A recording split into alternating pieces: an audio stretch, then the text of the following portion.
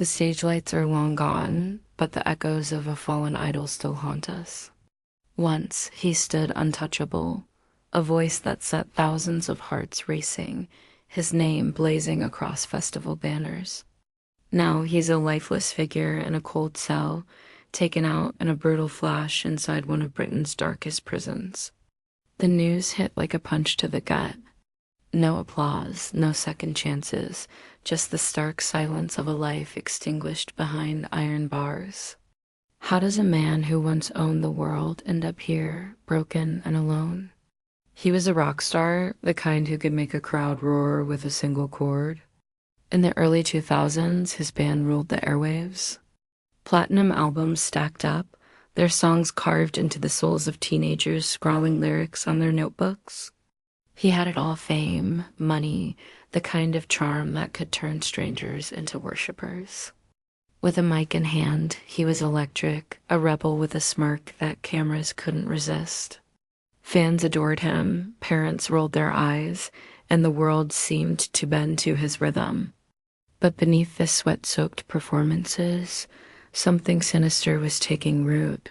Invisible to the screaming crowds, the truth, when it came, wasn't a slow unraveling. It was a wrecking ball.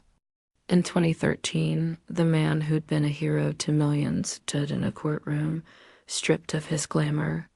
The charges weren't just shocking, they were sickening. Crimes against children, acts so vile they left even seasoned journalists shaken. The judge's words burned into the public's mind. This wasn't just wrongdoing. It was a plunge into darkness. He showed no remorse, no flicker of humanity. 2 women, complicit in his horrors, were sentenced alongside him, their betrayal as mothers cutting even deeper. The world reeled. Fans tore down posters, radio stations erased his music, and his bandmates walked away, their brotherhood shattered. If this story grips you, please share it. Let it spark conversations about the shadows we don't always see. The truth matters, and so do the voices it protects. His sentence was 29 years, locked away in a place called Monster Mansion, a prison where the worst of the worst live out their days. It's a fortress of cold stone and colder truths, housing men whose names are synonymous with infamy. Fame didn't follow him here. Instead, it painted a target on his back. Guards called him distant, clinging to a faded image of stardom, while threats circled like vultures. Violence wasn't new in those walls. He'd been attacked before, left bloodied but alive, a warning of what was to come. In a place like that, survival is never guaranteed. Then, one quiet morning, the end came fast. Guards rushed to his cell after a brutal assault. A makeshift blade, whispers say, had done its work. Medics tried, but there was no saving him. He was gone, his life snuffed out in the same place that held him captive. Police issued vague statements, promising investigations, but inside the prison, the story was different. This wasn't random, they murmured. The weight of his crimes had followed him, heavier than any chain. Was this the inevitable end for a man who'd crossed every line?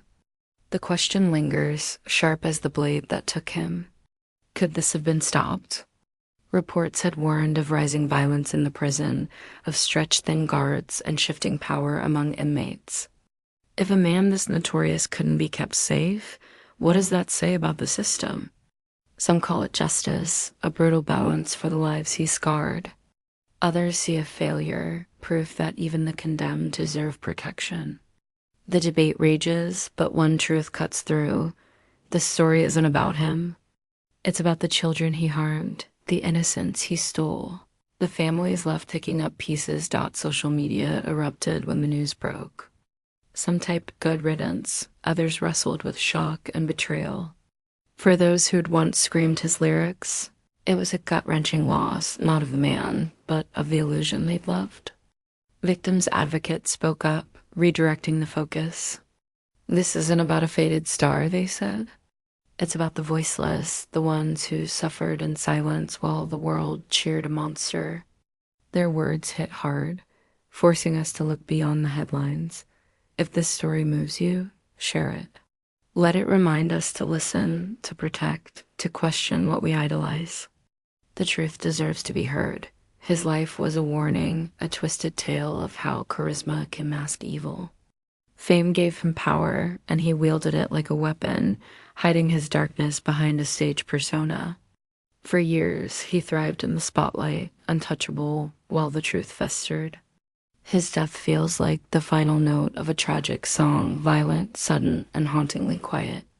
Once, he lived for the roar of the crowd.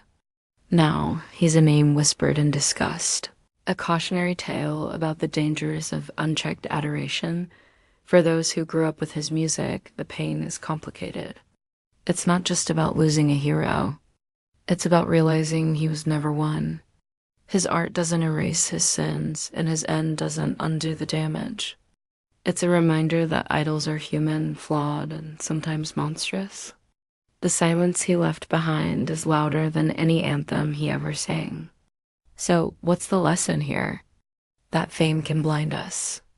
That power can corrupt. That the truth, no matter how ugly, will always find a way out.